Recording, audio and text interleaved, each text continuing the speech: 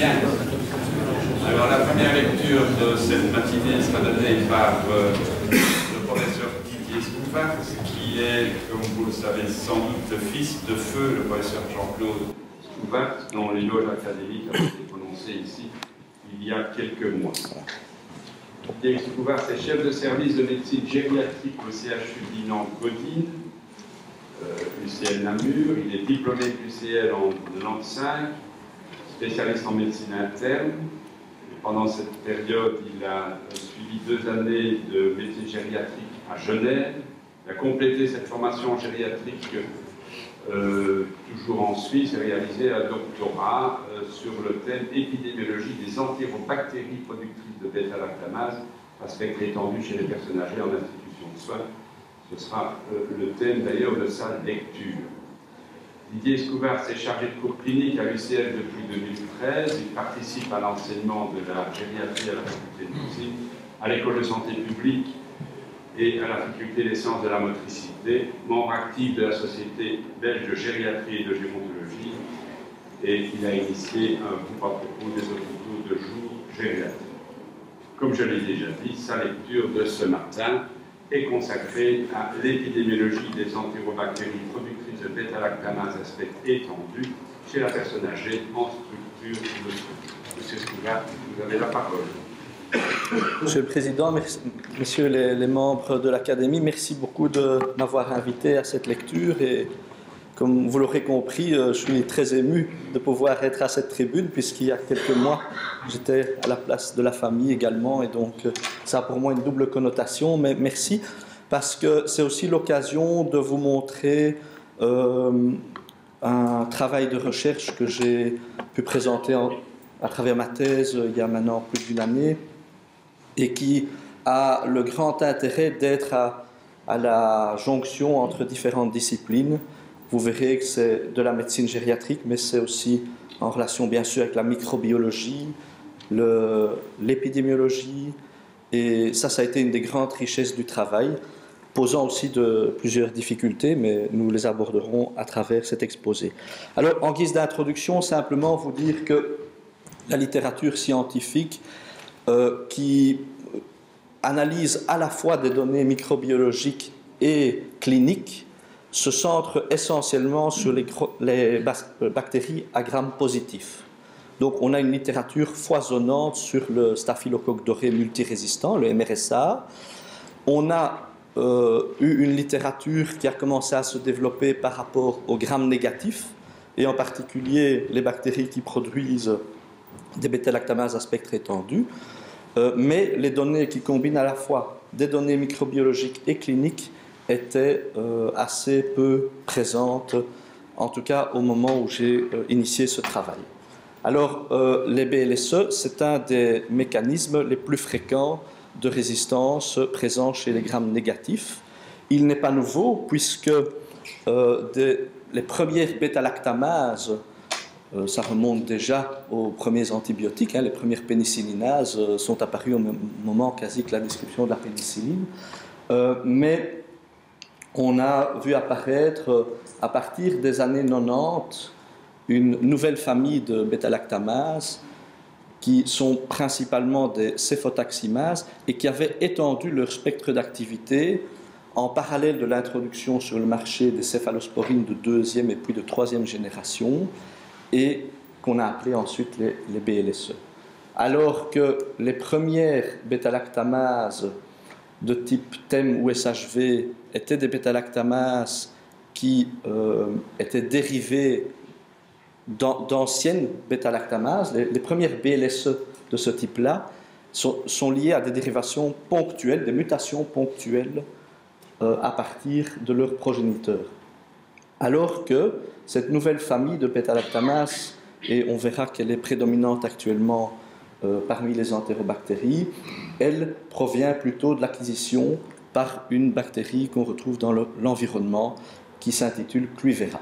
Alors, comme clinicien, vous voyez que, évidemment, notre problème en pratique, c'est que la production de ces BLSE engendre de multiples résistances, comme c'est illustré sur la boîte carrée de droite. À gauche, vous avez une souche sensible, à droite, une souche qui présentent pas mal de résistance, avec même des phénomènes de synergie qui sont propres au BLSE. Alors, le problème, c'est que non seulement il y a donc des résistances aux antibiotiques qu'on retrouve à la fois en communauté mais à l'hôpital, mais il y a aussi, associés à ces mécanismes de résistance, d'autres mécanismes de résistance, comme par exemple la résistance au fluoroquinolone, qui sont véhiculés sur les mêmes plasmides, ce qui fait que le problème est cliniquement relevant. Alors, ça suppose dès lors qu'en pratique clinique, quand un patient a une infection liée à une BLSE, on doit recourir à des antibiothérapies à large spectre qui sont en général retrouvées uniquement en milieu hospitalier, donc prolongeant l'hospitalisation et par voie intraveineuse. Alors, à travers tous les travaux, on a pris l'option d'étudier l'étape qui précède l'infection, c'est principalement la colonisation intestinale pour les entérobactéries. Nous verrons pour le MRSA, on a utilisé d'autres sites bien sûr, et on sait que le fait d'être colonisé par des BLSE va induire un risque accru d'infection et alors entraîner une difficulté dans le choix de l'antibiothérapie empirique, par exemple, un excès aussi de mortalité chez ces patients, un allongement de leur durée de séjour et bien sûr un allongement des coûts hospitaliers. Donc, cliniquement, on a un problème qui est relevant, en sachant que déjà, au moment où on a entamé le travail, des indicateurs, tant nationaux qu'européens, montraient qu'il y avait une augmentation progressive des BLSE dans notre pays. Sur le graphique de gauche, vous avez ici une surveillance nationale qui est mise en place par l'Institut de santé publique depuis 2005 et où on voit qu'en 2009, date à laquelle on a commencé le projet, il y avait une augmentation puisque 6% des souches des entérobactéries étaient productrices de BLSE contre 4% 2 années avant. Et des programmes de surveillance européens qui se basent non plus sur des souches qui proviennent un peu de tous les types de prélèvements. Ici, dans le programme européen de surveillance, il s'agit de souches qui proviennent uniquement de souches invasives, donc hémoculture principalement, par exemple, ou liquide céphalorachidien. Et on peut voir que là aussi, le programme de surveillance montre une augmentation progressive des BLSE. On parle principalement ici des E. coli résistants aux céphalosporines de 3e génération. C'est le mécanisme le plus fréquent parmi ceux-là. C'est la production de BLSE. Par contre, pour le MRSA, il y avait une stagnation, voire même une petite diminution durant la période de surveillance. Mais donc, alors, il manque des données, et des données en particulier sur ce qui se passe chez les personnes âgées, et notamment dans le secteur des maisons de repos. On avait des études qui ont été faites notamment du côté de Dublin, en Irlande, assez alarmantes, qui montraient que potentiellement les maisons de repos pouvaient constituer un réservoir très important. À Dublin, 40% des résidents dans certaines maisons de repos adjacentes à des hôpitaux ont des résidents qui sont colonisés par des BLSE. Donc, un chercheur qui n'a pas d'argent, au début, que fait-il? Il commence par une étude rétrospective. Et donc, on avait regardé à Godin le profil clinique des patients qui étaient colonisés ou infectés, majoritairement désinfectés, par des souches productrices de BLSE. Et vous voyez ici les services parmi lesquels les patients résidaient. Alors, il y a des services qui sont bien connus, comme la chirurgie, les soins intensifs, mais la médecine gériatrique, c'était environ 10% des souches isolées, avec, quand on regarde la distribution d'âge, quand même plus de 2/3 des patients qui étaient des patients âgés. Alors, on dit âgés au-delà de 65 ans. Dans les services de gériatrie, rassurez-vous, c'est 84 ans l'âge moyen de la population, donc rassurez-vous. En même temps, un quart des résidents, des personnes provenaient de maisons de repos. Donc, partant de ce constat-là, on voyait que ces patients colonisés avaient une durée de séjour allongée, avaient un taux de décès plus important que la moyenne de l'hôpital. Mais bon, on partait de données rétrospectives dont le point de départ était surtout des souches isolées au laboratoire, avec un biais possible. Donc, on a mis en place dès lors une enquête prospective alors, dans le service de médecine gériatrique où pendant une période d'1 année, on a dépisté l'ensemble des patients qui rentraient dans le service au CHU à Godin. Et on a utilisé les méthodes standards de détection des BLSE avec une confirmation chaque fois par PCR pour déterminer le mécanisme précis de BLSE. Et on s'est aperçu qu'en fait, on s'attendait à avoir peut-être un peu plus de MRSA, mais 7% des patients, 7,5% des patients admis sont colonisés par du MRSA dans notre service, mais 11,6% sont colonisés par des BLSE à l'entrée. Alors on avait regardé aussi une autre type de bactéries qui sont les entérocoques résistants à la vancomycine, mais là on peut voir que dans notre pays c'est un problème peu relevant, à part dans des situations vraiment épidémiques comme il y en a eu dans la région du nord de la France par exemple. Donc je n'en parlerai plus durant l'exposé. Mais enfin, on a aussi regardé le nombre de patients qui étaient définis comme des taux d'acquisition durant le séjour, en les dépistant aussi à la sortie, et on s'est aperçu qu'on avait un taux d'acquisition de l'ordre de 4,5% admission et 5% admission pour le MRSA. Maintenant, on peut se poser la question, est-ce que ce sont de réelles acquisitions ou plutôt des patients qui, en entrant à l'hôpital, avaient peut-être quelques colonies de BLSE au niveau intestinal, insuffisantes que pour être détectées, et puis qui, durant le séjour, alors, lors d'une exposition aux antibiotiques, par exemple, ont révélé un phénomène. Donc on ne pouvait pas définir avec cette approche-là s'il s'agit d'une réelle acquisition, et donc liée, par exemple, à une transmission croisée, ou plutôt un phénomène lié à l'exposition aux antibiotiques. Mais alors, on a regardé quels étaient les facteurs de risque de production, de colonisation par les BLSE.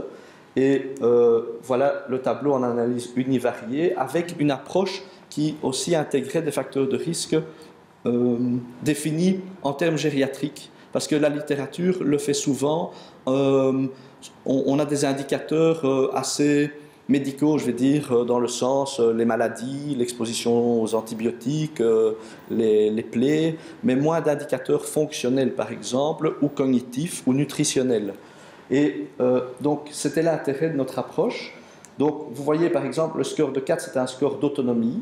C'était un score, et il est, donc, le niveau d'autonomie est nettement moins bon chez les patients colonisés par des BLSE. Le taux d'albumine, qui peut être un marqueur nutritionnel, était inférieur.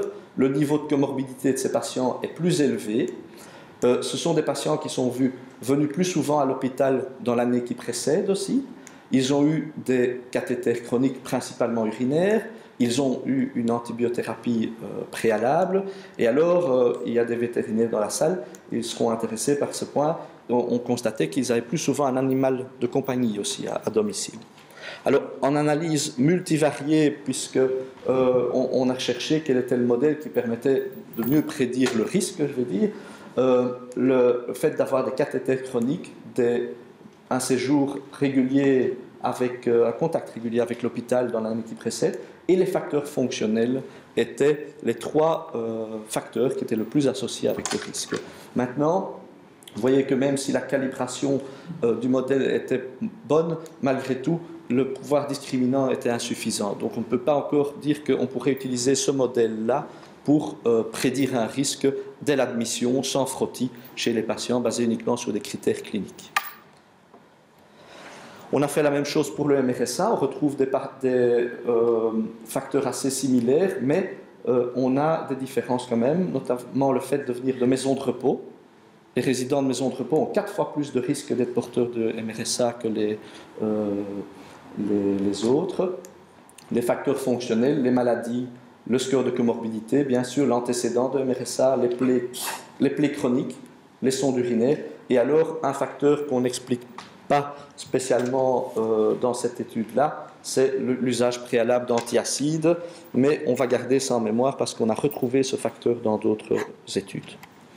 Et voilà, vous voyez en multivarié, on a surtout les plaies chroniques, hein, et on sait que ces patients-là, quand ils arrivent à l'hôpital, ils ont de fortes chances d'être colonisés par du MRSA, les facteurs fonctionnels aussi, le fait d'avoir des antiacides.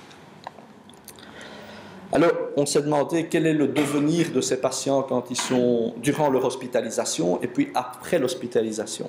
Durant l'hospitalisation, on n'a pas vu vraiment de différence en termes de durée de séjour de mortalité et de taux d'infection pour 3 grandes infections, en sachant que la méthodologie était avec un screening systématique des infections et une revue systématique des dossiers de manière hebdomadaire par les infectiologues.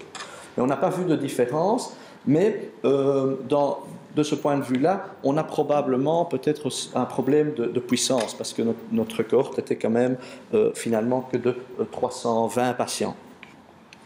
On les a toutefois suivis pendant 1 an en se disant quel est le devenir de ces patients, est-ce que le fait d'être colonisés va influencer leur survie en sortant d'un service de gériatrie. Et on a vu que la survie de ces patients, elle est identique, mais là aussi on se pose la question, est-ce qu'il n'y a pas un problème de puissance statistique? Vous pourrez observer que le taux de décès dans l'année qui suit un séjour à l'hôpital en gériatrie, eh bien, il est de 30% environ. Donc un tiers des personnes décèdent dans l'année qui suit leur sortie de l'hôpital. Et les facteurs de survie les plus importants, ce sont le sexe. Malheureusement, ça, on ne sait pas le changer. Enfin, malheureusement ou heureusement plutôt. Hein. Le niveau de comorbidité, c'est logique, mais aussi les fonctions cognitives.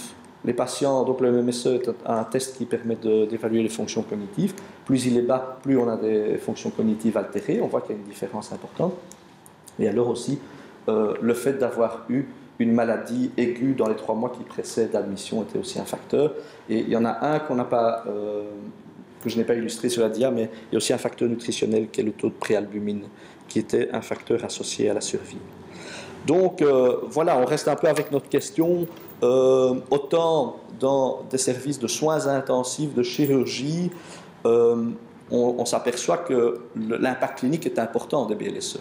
Mais là, la prévalence est aussi très importante.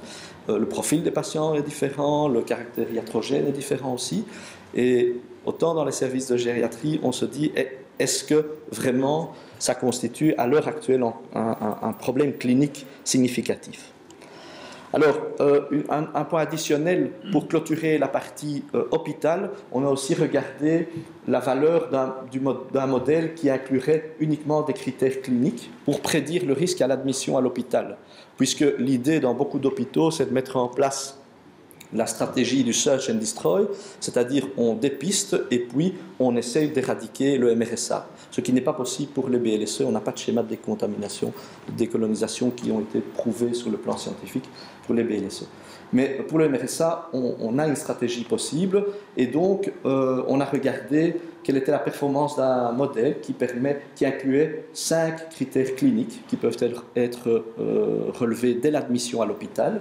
Et on a obtenu alors une courbe qui était suffisante avec un assez bon pouvoir prédictif négatif. Donc ça signifie, si on veut exclure des cas à l'entrée, on peut utiliser ce modèle clinique. Et puis pour les patients qui auraient 1 ou 2 critères, voire 3, on peut alors ceux-là éventuellement confirmer par un test de dépistage par frottis. Ça, c'est dans l'hypothèse où on voudrait rationaliser les systèmes de dépistage à l'entrée à l'hôpital. Alors après, donc partant de ce constat, ça posait vraiment la question, mais que se passe-t-il dans nos maisons de repos? Surtout qu'en parallèle, il y avait l'alerte de ce qui se passait dans d'autres pays, en Irlande et en France aussi, enfin dans d'autres pays européens. Et donc, on a mis en place une enquête nationale qui a été financée en grande partie par la Babcock et la Société belge d'infectiologie clinique, mais majoritairement par la Babcock, et qui a intégré donc là vraiment des membres de l'Institut de santé publique, les laboratoires de référence pour le MRSA, donc Olivier Denis à l'ULB, donc Béatrice Jans et Baudouin Catry, un vétérinaire pour l'Institut de santé publique, et alors le labo de référence des grammes négatifs avec le professeur Glubzinski, Diane Elwank et Pierre Bogart. Et donc l'idée, c'était d'aller voir, de choisir 60 maisons de repos et d'aller dépister là une série de résidents choisis de façon aléatoire. En fait, c'était un complément d'une enquête qui avait été faite déjà en 2005 pour le MRSA, mais où ici on a associé les BLSE, 5 années plus tard. Et donc, je vous donne la cartographie pour les BLSE dans les maisons de repos. Et vous voyez qu'on s'attendait à plus. On a une prévalence moyenne dans l'ensemble des 60 maisons de repos sélectionnées, donc ça faisait quand même 3000 résidents qui ont été dépistés, 6% des patients colonisés. Mais alors, un point qui était étonnant, c'est qu'il y avait une forte différence entre ce qui se passe à Bruxelles et dans les autres régions. Et on a aussi, ici, une forte variabilité entre les maisons de repos. Vous voyez qu'il y a des maisons de repos où il n'y a pratiquement pas de BLSE et d'autres où il y en a des taux de 20% des résidents qui sont colonisés. Donc si on veut faire son choix, il faut peut-être se baser, mais ce n'est pas le seul critère, rassurez-vous. Alors, en même temps, on s'est demandé, mais y a-t-il des facteurs institutionnels? L'objectif de l'enquête au départ n'était pas d'évaluer les facteurs institutionnels. Donc on n'a que 60 maisons de repos, on compare des petits groupes, mais toutefois, on a vu que le statut de la maison de repos, privée ou publique par exemple, le nombre de lits, on pourrait s'imaginer que peut-être les maisons de repos où il y a beaucoup de lits ont plus de procédures, ont moins de problèmes, ou inversement aussi, ils ont peut-être des patients plus lourds, et donc, mais on n'a pas vu de différence.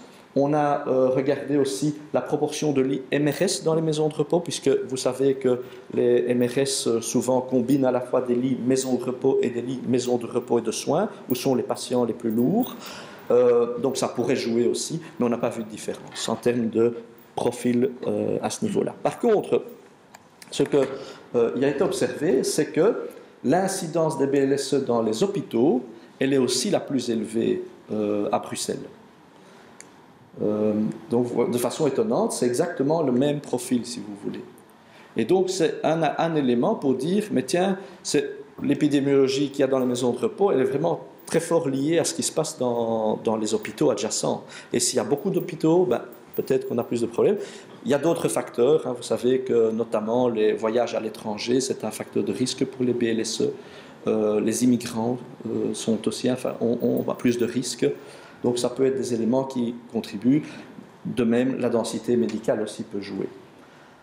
Alors, quand on regarde les profils enzymatiques, donc les types de BLSE, on s'aperçoit qu'on a aussi les mêmes entre les maisons de repos, ici en haut, et les hôpitaux, avec une dominance de CTXM du groupe 1, qui en fait et majoritairement sont des CTXM15 qui proviennent de la diffusion d'un clone de E. coli qui est le clone ST131 et qu'on voit se répandre de manière internationale et non seulement dans le système humain mais aussi dans d'autres écosystèmes, c'est-à-dire dans l'environnement et parmi les animaux.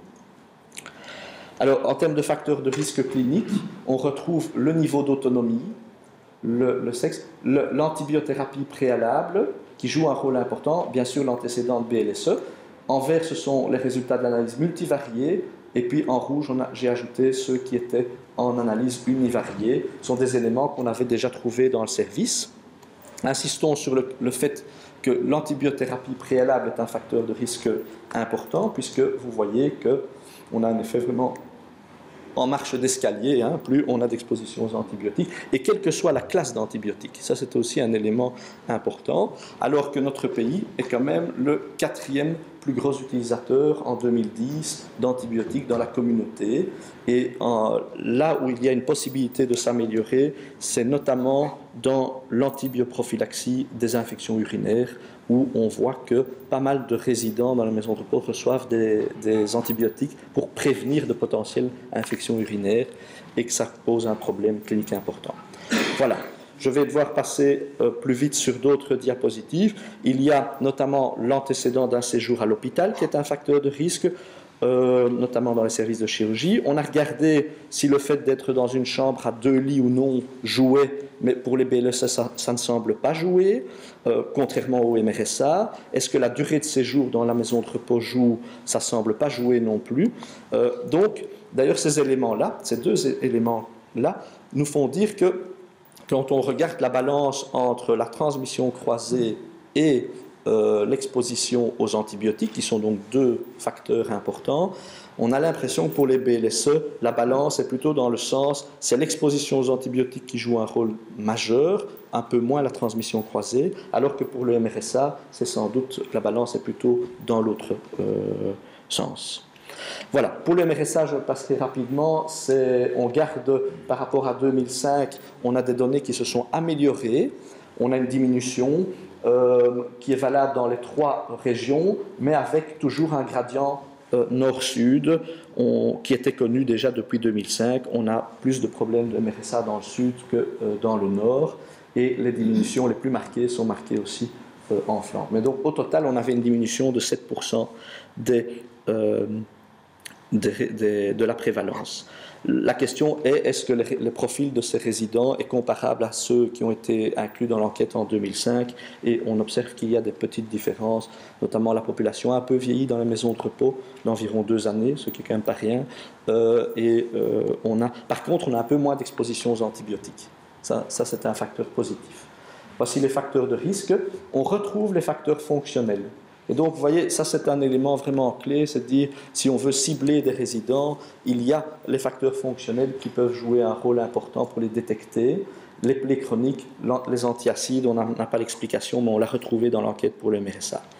Alors, ces résultats étaient encourageants, plutôt, puisqu'on a vu moins de BLSE qu'on pensait, moins de MRSA que 5 ans avant. Et on pense que c'est l'ensemble des mesures qui ont été prises au niveau national et aussi au niveau local, individuel, pour avoir un résultat si positif. Il y a eu pas mal de mesures prises dans notre pays, comme notamment les recommandations pour le MRSA, qui ont été non seulement implémentées à l'hôpital, mais aussi en maison de repos. Il y a eu une série de rapports pour les BLSE, maintenant pour les CPE, et alors les campagnes d'hygiène des mains également, qui probablement jouent un rôle favorable. Alors, bien sûr, il faut intégrer tout cela dans un contexte plus général. Au niveau européen, il y a plutôt une tendance à une augmentation du problème dans certains pays, notamment tous les pays où nous partons en vacances, où là, donc, il y a vraiment des prévalences beaucoup plus importantes. Et vous savez que la Grèce, par exemple, est un endroit où il y a énormément de problèmes liés au BLSE et maintenant au CPE. Donc, bon, ça c'est un facteur sur lequel on a moins de prise au niveau local, mais par contre, au niveau européen, il y a des tentatives pour essayer d'améliorer la situation.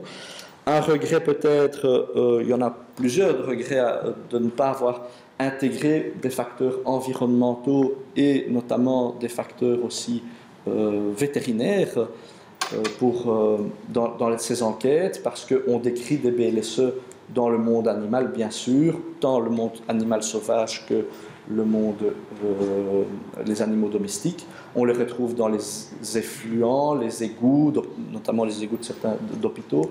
On les retrouve aussi dans l'alimentation, le fromage portugais par exemple. Et voilà.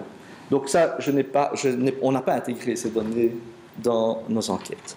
Donc vous voyez, alors en pratique, on pourrait se poser la question, mais quel est l'impact finalement pour les cliniciens? Il y a des recommandations assez simples.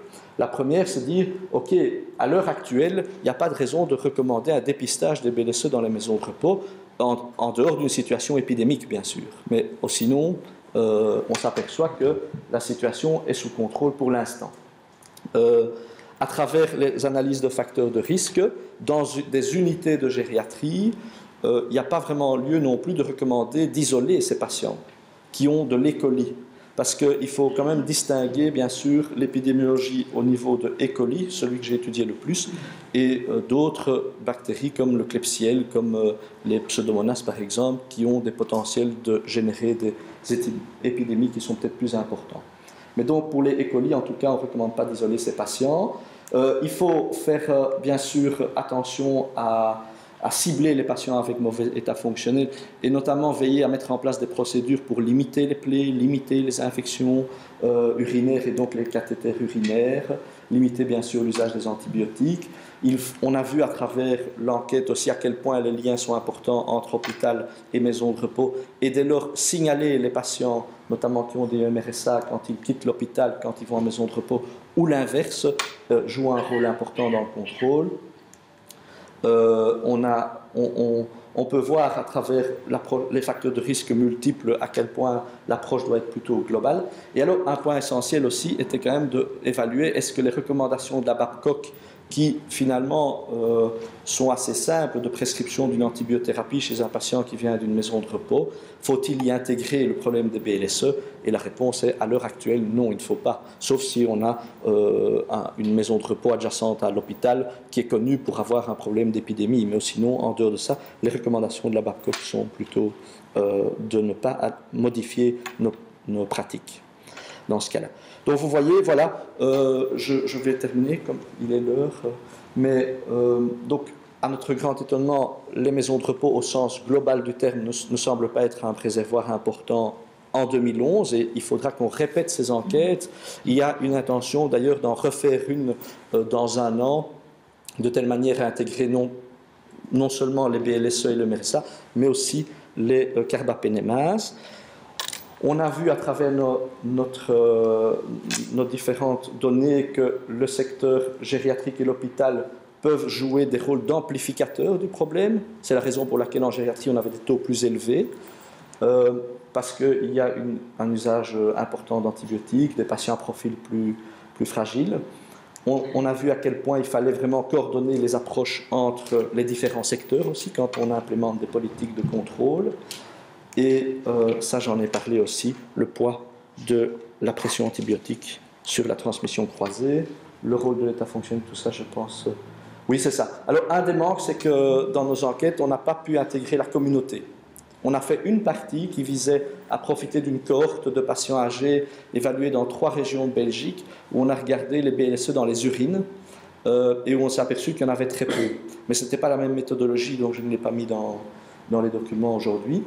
Et on a besoin, bien sûr, d'études qui soient avec une puissance statistique suffisante pour mesurer l'impact clinique réel dans les services de gériatrie ou les résidences. Voilà. Maintenant, l'histoire n'est pas finie, les choses avancent très vite. Et maintenant, une des préoccupations, ce sont les panrésistances liées aux carbapénémases. Et là, il y a une enquête qui va être démarrée, notamment dans un an, pour évaluer si les résidents de maisons de repos sont vraiment forts à risque ou non. Et notre perception, c'est que ce n'est pas fort important, mais ça demande d'être mesuré. Voilà, donc je voudrais remercier bien sûr tous les partenaires qui ont contribué aux différentes enquêtes et aussi toutes les équipes qui ont participé aux différents projets et les centres de référence. Et voilà la petite équipe de Godin qui a contribué, disons, à l'élaboration de la partie gram négatif dans ces différents projets. Voilà, je vous remercie de votre attention et je suis disposé à répondre à vos questions.